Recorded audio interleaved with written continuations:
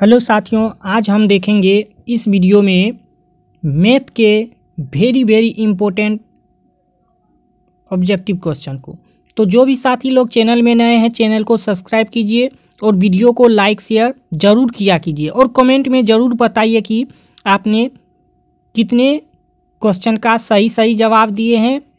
ठीक, तो चलिए आपके होम स्क्रीन पे देखिए। पहला ऑब्जेक्टिव है, कहता है यदि किसी समीकरण युग्म की दोनों रेखाएं केवल एक बिंदु पर प्रतिच्छेद करती है तो तब समीकरण युग्म का क्या होता है? केवल एक हल होता है। क्या होता है? केवल एक हल होता है। ठीक, आपको पता होगा कि जब एक बिंदु किसी एक बिंदु पे ऐसे करके जब प्रतिच्छेद करता है तो उसका जो है केवल एक हल होता है। ठीक, प्रतिच्छेदी ग्राफ जो होता है उसका केवल एक हल होता है। ठीक, तो ऑप्शन नंबर ए आपका करेक्ट हो जाएगा। नेक्स्ट देखिए, कहता है जिस समीकरण निकाय का अद्वितीय यानी केवल एक हल होता है वह समीकरण निकाय कहलाता है। तो वो जो होता है आपको जो है प्रतिच्छेदी रेखा जो होता है उसका आपको शर्त पता होगा। A1/A2 बराबर नहीं होता है B1/B2। ठीक, तो उसका केवल एक हल होता है जिसको अद्वितीय हल कहा जाता है। ठीक, तो ये होता है क्या?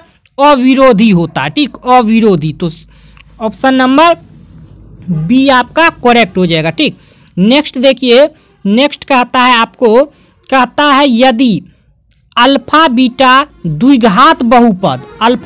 द्विघात बहुपद fx = x² - 3x + 5 के मूल हो तो इसका मान क्या होगा? इसका मान क्या हो जाएगा? तो आपको गुणनखंड आता होगा तोड़ने के लिए, तो इसको तोड़ करके मान निकाल लीजिएगा। ठीक, मान जब इसका निकालिएगा तो ये आपको हो जाएगा कितना? ये हो जाएगा 3/5। ठीक, ऑप्शन नंबर ए आपका करेक्ट हो जाएगा। ठीक, चलिए आगे देखते हैं। आगे देखिए, कहता है किसी द्विघात समीकरण की विवेचक का मान 0 से कम होने पर दोनों मूल होंगे। आपको विवेचक में तीन शर्त पता होगा। जब d बराबर 0 होता है तो मूल जो होता है समान और वास्तविक होते हैं, और मूल जो होते हैं -b/2a के रूप के होते हैं। ठीक, मूल वास्तविक और समान होते हैं। यदि आपका d > 0 हो, यानी 0 से जो है d का मान यदि बड़ा हो तो ये होता है वास्तविक और भिन्न मूल होते हैं। ठीक, यदि आपको d छोटा हो 0 बड़ा हो, यानी d वाला वैल्यू यदि माइनस में आता हो तो ये क्या होता है? इसका कोई भी मूल नहीं होता है। ठीक, लेकिन यहाँ आपको बोला है किसी द्विघात समीकरण के विवेचक का मान 0 से कम होने पे, क्या बोला है? 0 से कम होने पे, यानी क्या चीज वाला? माइनस वाला होगा तो नहीं तो मूल वास्तविक और समान होगा, नहीं वास्तविक और भिन्न होगा, नहीं भिन्न होगा, इनमें से कोई नहीं होगा। ठीक, तो ऑप्शन नंबर डी आपका करेक्ट हो जाएगा। ठीक, नेक्स्ट देखिए, नेक्स्ट कहता है एक द्विघात बहुपद के मूलों के योगफल तथा गुणनफल क्रमशः 2 तथा -15 है तो द्विघात बहुपद होगा। आपको द्विघात बहुपद ज्ञात करने का सूत्र पता होगा।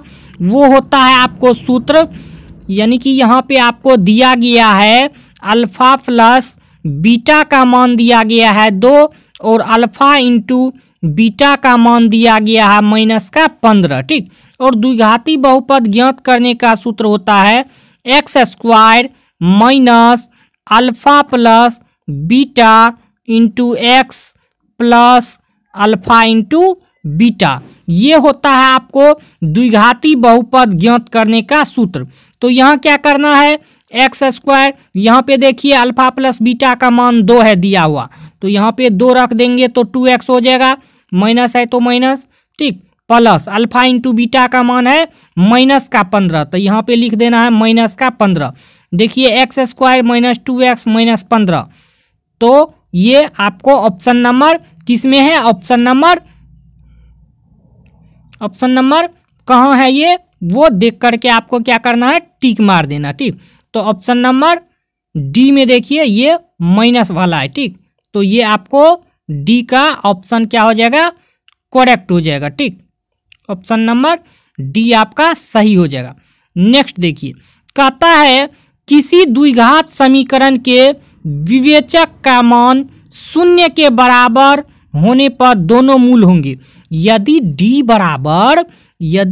बराबर 0 होते हैं तो मूल क्या होते हैं, वास्तविक और समान होते हैं। मूल क्या होते हैं, वास्तविक और समान होते हैं। तो ऑप्शन नंबर बी आपका करेक्ट हो जाएगा, ठीक। नेक्स्ट देखिए, कहता एक द्विघात समीकरण के मूलों का योगफल -2 है। क्या बोला है, अल्फा प्लस बीटा का मान बोला है -2 है, ठीक। उसके बाद आपको बोला है अल्फा इंटू बीटा का मान बोला है -4 है। तब कहता है आपको द्विघाती बहुपद क्या होगा। नीचे देख लीजिए, आपको सूत्र भी डिनोट किया गया है, लिखा गया है, ठीक। तो इस पे डायरेक्ट मान बैठा देना है। एक्स स्क्वायर माइनस का अल्फा इंटू बीटा का मान देखिए -2 है, तो यह माइनस गुना माइनस प्लस हो जाएगा, प्लस का 2x और माइनस का 4। ये देखिए x square plus 2x minus 4 कहाँ पे है, तो ये आपको ऑप्शन नंबर सी में दिखाई दे रहा है, ठीक। तो ऑप्शन नंबर सी आपका करेक्ट आंसर हो जाएगा, ठीक। नेक्स्ट देख लीजिए, कहता है आपको नेक्स्ट में द्विघात समीकरण 3x स्क्वायर माइनस 48 के मूल होंगे। कहता है इनका मूल क्या होगा, तो इनका मूल देखिए ये क्या हो जाएगा, 3x स्क्वायर जो है ये आपको 3x स्क्वायर माइनस 48 बराबर 0 है। इस साइड 48 माइनस में है, उस साइड भेज देंगे बराबर के उस साइड, तो क्या हो जाएगा आपको प्लस में 48 हो जाएगा, ठीक। इधर है 3x स्क्वायर के साथ गुना में, उस साइड भेज देंगे तो भागा में हो जाएगा, ये हो जाएगा कट करके 16। जब हम 16 का वर्गमूल निकालेंगे तो ये हो जाएगा +-4, ठीक। तो ऑप्शन नंबर सी आपका करेक्ट हो जाएगा, ठीक, +-4 इसका आंसर सही हो जाएगा, ठीक। नेक्स्ट देखिए, कहता है द्विघात समीकरण x square plus x plus 1 बराबर 0 के विवेचक का मान है। कहता है इसके विवेचक का मान क्या हो जाएगा, आपको पता होगा d बराबर सूत्र होता है b स्क्वायर -4ac, ये होता है सूत्र। तो इस पे आपको क्या करना है, बैठा देना है। तो देखिए d इक्वल टू हो जाएगा, b का मान है यहाँ पे 1 दिया हुआ, तो 1 का स्क्वायर हो जाएगा माइनस a का मान 1 है और c का मान 1 है। इनको जब हम गुना करेंगे तो ये हो जाएगा 1 का स्क्वायर 1 और 4 गुना 1 करेंगे तो ये हो जाएगा 4। जब इनको हम घटाएंगे तो ये माइनस का 3 बचेगा, ठीक। तो आप देख लीजिए माइनस का 3 कहाँ है, ऑप्शन नंबर सी में है, तो ये आपका करेक्ट हो जाएगा, ठीक। नेक्स्ट देखिए, नेक्स्ट सवाल देखिए, नेक्स्ट सवाल आपका है होम स्क्रीन पे, कहता है द्विघात समीकरण 3x square minus 5x plus 2 बराबर 0 के विवेचक का मान है। फिर वही पूछ रहा है विवेचक का मान क्या होगा, d बराबर क्या होगा, b स्क्वायर माइनस 4ac, ठीक। तो यहाँ पे देखिए a का मान 3 है, b का मान -5 है और c का मान 2 है। तो कुछ नहीं करना है, यहाँ पे डायरेक्ट आपको बैठा देना है मान को, ठीक। तो देखिए b का स्क्वायर, b का मान है -5, तो इसका स्क्वायर कीजिएगा तो ये हो जाएगा आपको 25, ठीक, प्लस, ठीक। उसके बाद ये -4 गुना AC का मान, तो A का मान है आपको 3, तो 4 गुना 3, C का मान है 2, तो 2 से गुना कर देना है। तो ये देखिए 4 × 12 गुना 24, यानी कि 25 में से जब हम 24 को माइनस करेंगे तो 1 बच जाएगा, ठीक। तो आप देख लीजिए कहाँ है ये आपको, ठीक। तो ऑप्शन नंबर ए आपका करेक्ट हो जाएगा, ठीक, ऑप्शन नंबर ए में है। नेक्स्ट देखिए, कहता है आपको यदि यदि अल्फा तथा बीटा द्विघात बहुपद fx बराबर x square plus 2x plus 3 का मूल हो तो 1/अल्फा प्लस 1/बीटा का मान होगा। तो आपको देखिए 1/अल्फा प्लस 1/बीटा बराबर आपको जब इसका भिन्न का जोड़ कीजिएगा लघुत्तम लेकर के तो ये हो जाएगा, आपको अल्फा से भागा देंगे तो बीटा चले आएगा और बीटा से भागा देंगे तो अल्फा हो जाएगा। ऊपर में हो जाएगा आपको बीटा प्लस अल्फा, नीचे में अल्फा इंटू बीटा। तो आपको यहाँ देखिए अल्फा प्लस बीटा का मान निकाल लेना है और बीटा अल्फा इंटू बीटा का मान निकाल लेना। ठीक, तो आपको पता होगा कि अल्फा प्लस बीटा बराबर माइनस b/a होता है। तो यहाँ पे देखिए माइनस b/a यानी कि अल्फा प्लस बीटा बराबर जब माइनस का b/a का मान निकालिएगा तो यहाँ देखिए आपको b का मान है 2, तो ये हो जाएगा माइनस का 2 और a का मान है 1, ये हो जाएगा। उसके बाद अल्फा इंटू बीटा बराबर आपको पता होगा ये होता है c/a, तो c का मान है आपको 3, a का मान है 1। ठीक, तो ये हो जाएगा आपको जब मान रखेंगे ऊपर में अल्फा प्लस बीटा का तो ये माइनस का 2 और नीचे में अल्फा इंटू बीटा का तो ये 3, यानी कि माइनस का 3/2 इसका आंसर होगा। तो माइनस का देख लीजिए कहाँ पे आपको 2/3 है, वो हो जाएगा आपको आंसर। तो ऑप्शन नंबर बी आपका करेक्ट हो जाएगा। ठीक, ऑप्शन नंबर बी करेक्ट हो जाएगा। नेक्स्ट देख लीजिए, कहता है द्विघात समीकरण P X square plus Q X plus सी बराबर 0 के मूलों का योग निम्नलिखित में कौन है। कहता है इसमें मूल का योग क्या होगा। तो देखिए यहाँ पे ए के जगह पे क्या है p है और b के जगह पे q है और c के जगह पे c है। तो मूलों का योग आपको पता है अल्फा प्लस बीटा बराबर होता है माइनस b/a।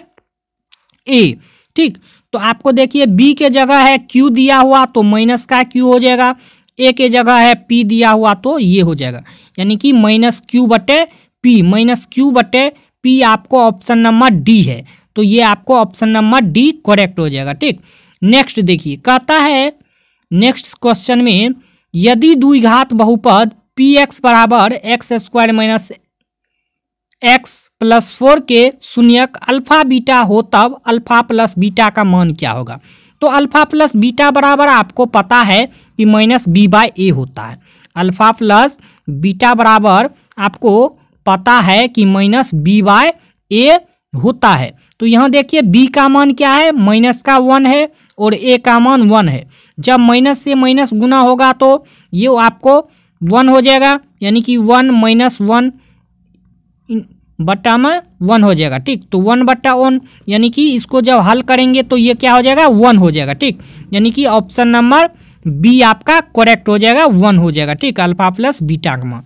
नेक्स्ट देखिए, नेक्स्ट कहता है आपको द्विघात समीकरण ए x square plus B x plus सी बराबर 0 के कोई वास्तविक मूल नहीं है, कोई वास्तविक मूल नहीं है यदि ये 3 शर्त आपको पता होगा कि जब ये देखिए यहाँ पे आपको क्या है, यानी कि यहाँ पे डी का मान जब माइनस में इधर आएगा तो ये बड़ा होगा, इसका मान नहीं होता है कोई भी। ठीक, यदि यहाँ पे 0 देखिए 0 से बड़ा होगा इधर का मान यानी प्लस वाला, तब इसका मान जो होता है वास्तविक और भिन्न मूल होते हैं। ठीक, भिन्न इसका होते हैं मूल। ठीक, यहाँ पे देखिए ये जब 0 के बराबर में होते हैं तो इसका मूल जो होता है आपको वास्तविक और समान मूल होते हैं। तो यहाँ पे बोला है आपको वास्तविक मूल नहीं होते हैं, तो ऑप्शन नंबर ए आपका करेक्ट हो जाएगा। ठीक, नेक्स्ट देखिए, नेक्स्ट सवाल है,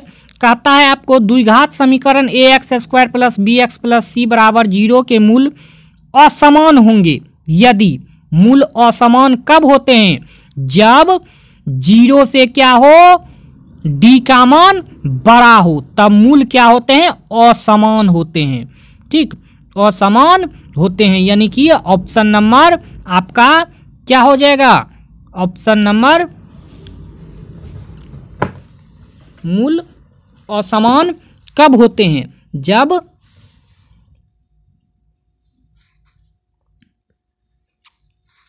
ये आपको सही हो जाएगा। ठीक, नेक्स्ट देखिए, कहता है यदि बहुपद px बराबर x square minus 2x plus 5 के शून्यक अल्फा बीटा हो तो तब अल्फा इंटू बीटा का मान होगा, यहाँ अल्फा और बीटा की जगह ए और बी लिया गया है। ठीक, तो अल्फा इंटू बीटा का मान आपको पता होगा कि अल्फा इंटू बीटा बराबर होता है सी बाय ए। ठीक, तो यहाँ पे आपको ए और बी दिया गया है, तो ए इंटू बी इक्वल टू क्या हो जाएगा, सी का मान है 5 और ए का मान है 1, यानी कि आपको 5 इसका आंसर हो जाएगा। ठीक, ऑप्शन नंबर बी आपका करेक्ट हो जाएगा। ठीक, नेक्स्ट देखिए, नेक्स्ट सवाल है आपके होम स्क्रीन पे, कहता है द्विघात समीकरण 3x square minus 2x plus 1/3 बराबर 0 के विवेचक का मान होगा। तो इनके विवेचक का मान क्या हो जाएगा, आपको d बराबर b का मान है आपको दिया गया माइनस का 2, तो माइनस 2 का होल स्क्वायर कर देंगे, माइनस 4 गुना क्या होता है a का मान गुना c का मान, तो c का मान है 1/3, 3 से 3 खत्म, 3 से 3 कट जाएगा, ये हो जाएगा आपको 4 माइनस 4, यानी कि इसको घटाएंगे तो ये हो जाएगा आपको 0, यानी कि ऑप्शन नंबर ए आपका करेक्ट हो जाएगा 0। ठीक, नेक्स्ट देखिए, कहता है आपको नेक्स्ट द्विघात बहुपद के मूलों का योगफल एवं गुणनफल क्रमशः 2 और 15 है, तो द्विघाती बहुपद होगा। तो आपको द्विघाती बहुपद का सूत्र आपको बता दिए कि x square minus alpha plus beta into x plus alpha into beta होता है। ठीक, तो इस पर क्या करना है, मूलों के योगफल और गुणनफल को बैठा देना है, तो ये हो जाएगा माइनस का 2x प्लस का 15। ठीक, ये देखिए आपको कहाँ है, ऑप्शन नंबर बी में आपको दिख रहा है, तो ऑप्शन नंबर बी आपका करेक्ट हो जाएगा। ठीक, नेक्स्ट देखिए, कहता है यदि द्विघात समीकरण 4x square plus 4x plus 1 बराबर 0 हो तो मूलों का योग निम्नलिखित में से क्या होगा, मूलों का योग निम्नलिखित में से क्या होगा। तो इसके मूल का योग आपको क्या हो जाएगा, तो माइनस बी बाय ए होता है, तो यहाँ माइनस 4/4 हो जाएगा, कट करके माइनस का 1 बच जाएगा, तो ऑप्शन नंबर बी आपका करेक्ट हो जाएगा। ठीक, कहता द्विघात बहुपद px बराबर x square minus 2x plus 5 के शून्यक अल्फा बीटा हो तो अल्फा इंटू बीटा का मान होता है c बाय ए, तो ये हो जाएगा आपको 5/1, यानी कि 5, इसका answer option number B correct हो जाएगा। ठीक, नेक्स्ट देखिए, कहता है दो संख्याओं का योग 26 तथा उनका अंतर 10 है, तो संख्या क्या हो जाएगा। देखिए मान लेते हैं कि पहला संख्या x है, दूसरी संख्या y है, तो ये आपको इसका योग दिया गया है 26 और इसका अंतर दिया गया है आपको कितना 10। जब इनको हम लिखेंगे जोड़ने पे तो ये दोनों कट जाएगा, 2x इक्वल टू हो जाएगा 36। जब x का मान निकालेंगे तो ये हो जाएगा 18। ठीक, ये 18 मान जब हम रख देंगे समीकरण 1 या 2 किसी में भी तो ये चले आएगा। देखिए यहाँ पे यदि हम x का मान रखेंगे तो 26 में से 18 को घटा दीजिए, ये हो जाएगा आपको कितना 8, यानी कि y का मान हो जाएगा 8 और x का मान हो जाएगा आपको 18। तो देखिए 18 और 8 जहाँ पे है वो आपको ऑप्शन नंबर सही हो जाएगा। ठीक, तो सी में है तो सी आपको सही हो जाएगा। ठीक, आगे देखिए, आगे आप देखिए, कहता है जिस समीकरण निकाय का कोई हल नहीं होता है वह समीकरण निकाय कहलाता है। कहता है जिस समीकरण निकाय का कोई हल नहीं होता है वह समीकरण निकाय क्या कहलाता है। जिसका कोई हल नहीं होता है वह समीकरण निकाय कहलाता है विरोधी। ठीक, वो विरोधी होता है जिसका कोई हल नहीं होता है। उसका शर्त होता है a1/a2 बराबर b1/b2 बराबर नहीं होता है c1/c2। ठीक, इसका जो है कोई हल नहीं होता है और ये जो होता है विरोधी समीकरण निकाय होता है। ठीक, तो ऑप्शन नंबर ए आपका करेक्ट हो जाएगा। ठीक, कहता है नेक्स्ट कहता है आपको जिस समीकरण निकाय के अनेक हल होते हैं वह समीकरण निकाय कहलाता है। जिसका अनेक हल होता है वह समीकरण निकाय आश्रित और संपाती कहलाता है। आश्रित और संपाती कहलाता है। ठीक, तो ऑप्शन नंबर सी आपका सही हो जाएगा। जिसका अनेक हल होता है उसका शर्त होता है a1/a2 बराबर b1/b2 बराबर c1/c2। ये उनका शर्त होता है जिनका आश्रित और संपाती हल होते हैं। ठीक, चलिए नेक्स्ट देखते हैं। नेक्स्ट देखिए, आपको कहता है निम्न में कौन अपरिमेय संख्या नहीं है। यानी अपरिमेय नहीं है तो क्या है, परिमेय वाला है। आपको देख लीजिए, ये अपरिमेय संख्या है, ये भी अपरिमेय संख्या है, इनमें से कोई, ये तो मतलब होगा ही नहीं। ये देखिए 9 का वर्गमूल आपको 3 निकल जाएगा और 16 का वर्गमूल 4 निकल जाएगा, तो ये हो जाएगा आपको 12। ठीक, ये आपको सब अपरिमेय था, लेकिन ये जो है आपको परिमेय है। ऑप्शन नंबर सी में √9 और √16, तो ये आपको क्या हो जाएगा, करेक्ट हो जाएगा। ये आपको अपरिमेय संख्या नहीं है। ठीक, देखिए आगे, देखिए आगे कहता है आपको 2 क्रमिक सम संख्याओं का एचसीएफ होगा। यानी कि 2 लगातार सम संख्या जो होते हैं उनका एचसीएफ कितना होगा। तो देखिए 2 लगातार सम संख्या 2 और 4 लेते हैं। ठीक, 2 से जब मौसो हम 4 में देंगे तो 2 दूना 4, ये कट जाता है, इनका मौसो कितना निकल जाता है, 2। ठीक, तो 2 लगातार सम संख्याओं का मौसो क्या होता है, 2 होता है। ठीक, 2 लगातार सम संख्याओं का मौसो 2 होता है। रूट में जब कोई हो उसका यदि वर्गमूल नहीं निकले तो वो होता है एक अपरिमेय संख्या। इसीलिए यहाँ पे √5 एक क्या हो जाएगा, अपरिमेय संख्या हो जाएगा। Option number B. ठीक, कहता है यूक्लिड विभाजन प्रमेय का किन पूर्णांकों के लिए संभव है। कहता है यूक्लिड विभाजन प्रमेय का किन पूर्णांकों के लिए संभव होता है। तो ये जो होता है आपको धनात्मक पूर्णांकों के लिए संभव होता है। ठीक, यूक्लिड विभाजन प्रमेय का जो होता है वो धनात्मक पूर्णांकों के लिए संभव होता है। ठीक, कहता है एक परिमेय संख्या और एक अपरिमेय संख्या का गुणनफल या भागफल होगा। एक परिमेय संख्या और एक अपरिमेय संख्या के गुणनफल या भागफल जो होते हैं वो आपको एक अपरिमेय संख्या ही होते हैं। ऑप्शन नंबर ए आपका करेक्ट हो जाएगा। ठीक, नेक्स्ट देखिए, कहता है 2 या 2 से अधिक अभाज्य संख्याओं का एचसीएफ है।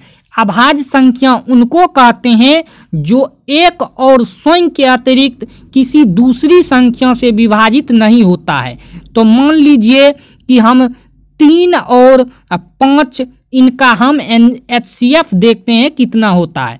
तो 3 से देना है 5 में एचसीएफ, तो ये आपको 1 मर्तबे लगेगा। इनको जब घटाइएगा तो 2 से फिर देना है 3 में, तो ये हो जाएगा आपको 1 मर्तबे। ये देखिए घटा करके 1, यानी फिर 1 में देना, 1 से देना है 2 में, यानी कि 2 जो होता है 2 या 2 से अधिक अभाज्य संख्या उनका जब एचसीएफ निकालिएगा तो उनका एचसीएफ क्या होता है, 1 होता है। ठीक, नेक्स्ट देखिए, कहता है नेक्स्ट आपको 3√3 है।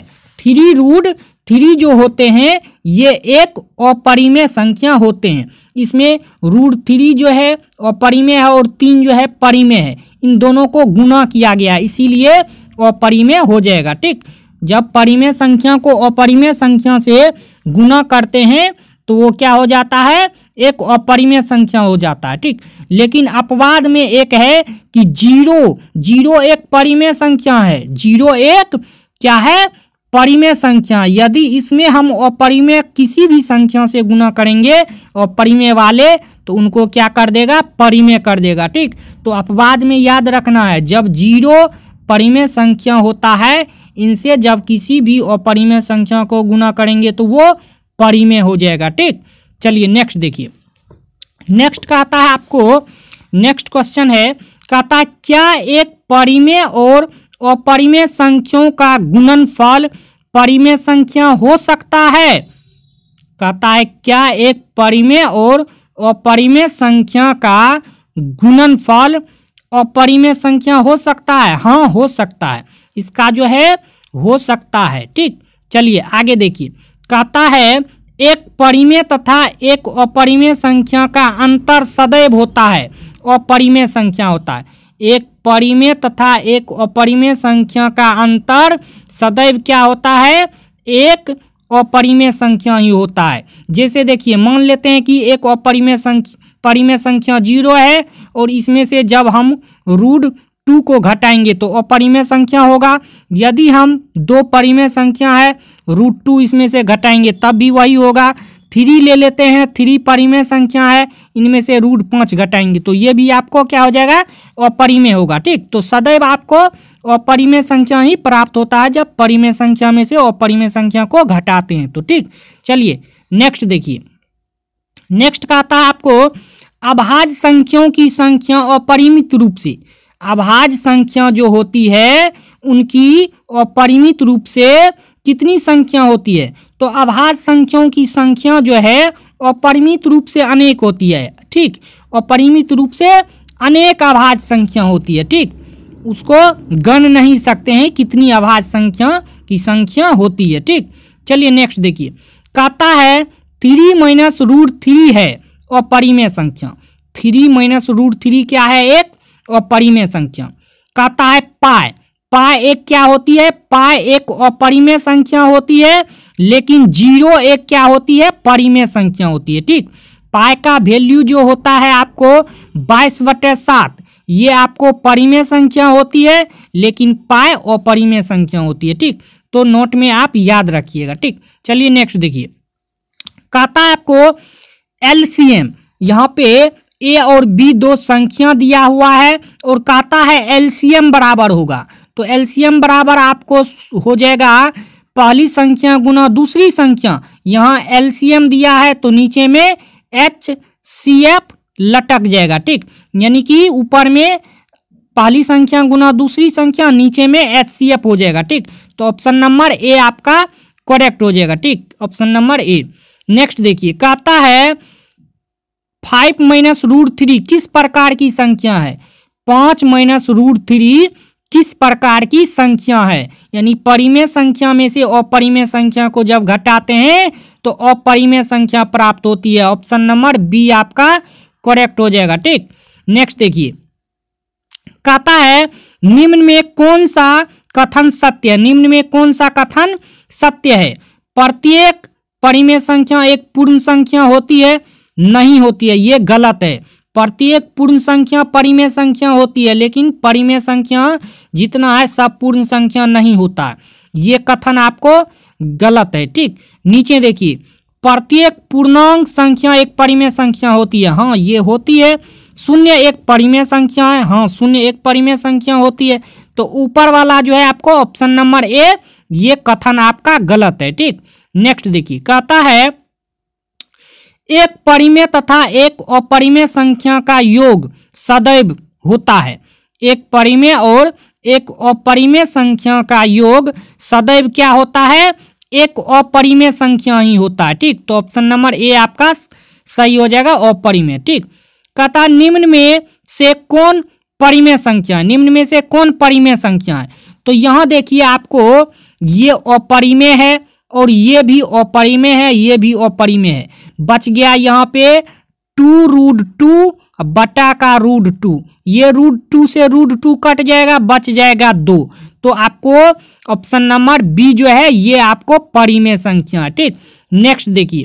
कहता निम्न में कौन संख्या अपरिमेय है, इसमें कहता है कौन अपरिमेय है, तो यहाँ देखिए 9 का वर्गमूल आपको 3 निकल जाएगा, 25 का वर्गमूल 5 निकल जाएगा, 49 का वर्गमूल 7 निकल जाएगा, बच गया क्या √20, तो ये हो जाएगा आपका अपरिमेय संख्या। ठीक, नेक्स्ट देखिए। कहता है 3 - √3 है एक अपरिमेय संख्या।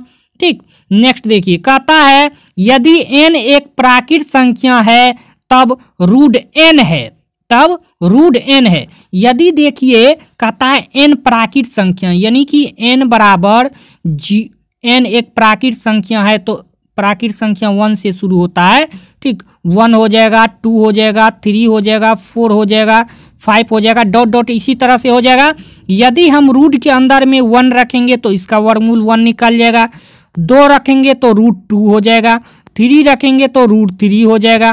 ठीक, इसी तरह से 4 रखेंगे तो 2 हो जाएगा। ठीक, जिसका वर्गमूल निकल जाएगा वो तो परिमेय में चले जाएगा, और जो नहीं निकलेगा जिसका वर्गमूल वो क्या हो जाएगा आपको अपरिमेय हो जाएगा। ठीक, तो कभी प्राकृत और कभी अपरिमेय होते हैं। ऑप्शन नंबर डी आपका सही हो जाएगा। ठीक, जब n एक प्राकृत संख्या होगा और रूट n का मान पूछेगा तो वो कभी प्राकृत और कभी अपरिमेय होते हैं। ठीक, नेक्स्ट देखिए, कहता है 1440 में 2 का अधिकतम घात होगा। 1440 में 2 का अधिकतम घात होगा, तो आपको कुछ नहीं करना है। यहाँ पे 1440 जो है इनका आपको क्या करना है, इस तरह से अभाज्य गुणनखंड निकाल लेना है। ठीक, अभाज्य गुणनखंड इस तरह से निकाल करके आपको देख लेना है कि 2 से कितनी बार ये संख्या कटती है। तो ये आपको 2 से 2 जो है 5 बार आएगा, तब ये कट जाएगा संख्या। ठीक, तो ऑप्शन नंबर सी आपका सही हो जाएगा। ठीक, 2 का अधिकतम घात 5 होगा। नेक्स्ट देखिए, कहता यूक्लिड विभाजन एल्गोरिथ्म 2 धनात्मक पूर्णांकों के निम्न में किसे परिकलित करने की तकनीक है। तो आपको पता है कि यूक्लिड विभाजन एल्गोरिथ्म का प्रयोग हम जो है 2 धनात्मक पूर्णांकों के मौसो ज्ञात करने के लिए यूज करते हैं। तो मौसो आपका ऑप्शन नंबर बी सही हो जाएगा। ठीक, देखिए, कहता निम्न में कौन अभाज्य संख्या है। अभाज्य संख्या जो 1 और स्वयं से कटे। 15 देखिए 1, 3, 5 और 15 से कटेगा। 12 देखिए 1, 2, 3, 4, 6 और 12 से कटेगा। 75 भी कटेगा, 1 से 3 से भी कटेगा और 5 से भी कटेगा। इसी तरह से तो आपको 23 जो है 1 और 23 से ही कटेगा, तो ये हो जाएगा अभाज्य संख्या। ठीक, कहता महत्तम समवर्तक गुना लघुत्तम समवर्तक बराबर होता है, यानी कि मौसो गुना लौसो बराबर आपको होता है पहली संख्या गुना दूसरी संख्या। तो आपको पहली संख्या गुना दूसरी संख्या ऑप्शन नंबर सी में दिया है, तो ये आपको करेक्ट हो जाएगा। ठीक, कहता संख्या n, संख्या 4n जहां n एक प्राकृत संख्या है, क्या n का कोई ऐसा मान है जिसके लिए 4n अंक 0 पर समाप्त होता है। तो इसमें देखिए ये जो है ऐसा कोई संख्या नहीं है जो 4n अंक को 0 पे समाप्त कर सके इन ऑप्शन में। ठीक, तो ऑप्शन नंबर डी आपका करेक्ट हो जाएगा। ठीक, नेक्स्ट देखिए, कहता है आपको यहाँ पे 6 प्लस रूट 4 1 है, तो 4 का वर्गमूल आपको 2 निकल जाएगा, इनको जोड़ करके 8 हो जाएगा। तो 8 एक परिमेय संख्या है, तो 6 प्लस रूट 4 एक परिमेय संख्या हो जाएगा। ठीक, नेक्स्ट देखिए, कहता है 7 रूट 7 जो है रूट 7 एक क्या होती है, रूट 7 जो है एक अपरिमेय संख्या है। ऑप्शन नंबर सी आपका करेक्ट हो जाएगा। ठीक, तो चलिए आज हम जो है इन वीडियो पार्ट में 50 वेरी इंपॉर्टेंट मैथ के क्वेश्चन को देखें। तो आप सब कमेंट में ज़रूर बताइएगा कि आपने कितने क्वेश्चन का सही जवाब दिए हैं। ठीक, तो चलिए फिर मिलते हैं नेक्स्ट वीडियो में, और आप सब ज़रूर बताइएगा कि आपको क्लास कैसा लगा। ठीक, तब हम फिर नेक्स्ट वीडियो आपके पास लाएंगे। ठीक, तो चलिए वीडियो को लाइक शेयर कमेंट जरूर कीजिएगा, और अधिक से अधिक चैनल को सब्सक्राइब करने का प्रयास कीजिएगा और वीडियो को शेयर कीजिएगा। ठीक, तो फिर मिलते हैं नेक्स्ट वीडियो में। आज के लिए इतना ही। जय हिंद, वंदे मातरम।